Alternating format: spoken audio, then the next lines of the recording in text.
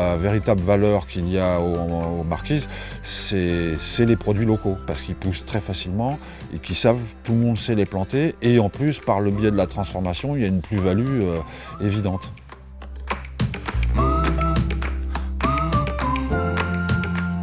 Et parmi les objectifs de l'association, c'est effectivement de revaloriser les produits locaux, et on peut penser notamment aux tubercules comme l'igname, la patate douce et le manioc, mais il y a aussi les bananes, parce qu'il y a des bananes à cuire, il y a plein de variétés de bananes à cuire qui sont extrêmement intéressantes au niveau nutritif et même gustatif d'ailleurs.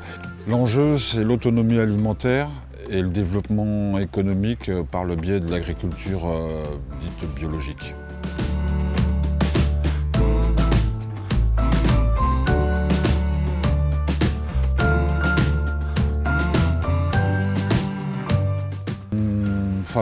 On est une unité de production de semences, donc on produit des semences reproductibles afin de garantir une autonomie au niveau des semences sur l'île et sur les îles Marquises.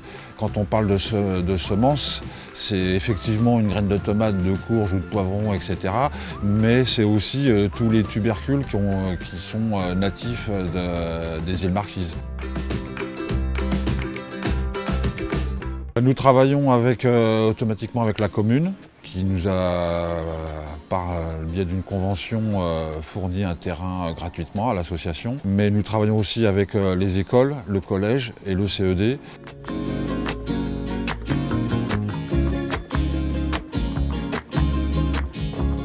Pour faire une unité de production de semences et faire de la production de semences, il y a des techniques différentes de conservation pour les semences. Ça, c'est les graines de haricots ailés. Les petites graines comme ça, après on les pose dans une boîte comme ça pour les faire sécher, et une fois qu'elles sont bien sèches, on les stocke. Et pour les faire sécher, il faut les faire sécher dans un lieu qui est ventilé, c'est très important. On a un rôle de test, on teste toutes les semences qu'on fait et on les commercialise qu'à partir de 3 générations minimum. C'est-à-dire que si une plante ne s'implante pas ici, ne se plaît pas, c'est-à-dire est malade, est chétive ou quoi que ce soit, on ne produit pas assez de graines, on la laisse tomber et on garde que les meilleures.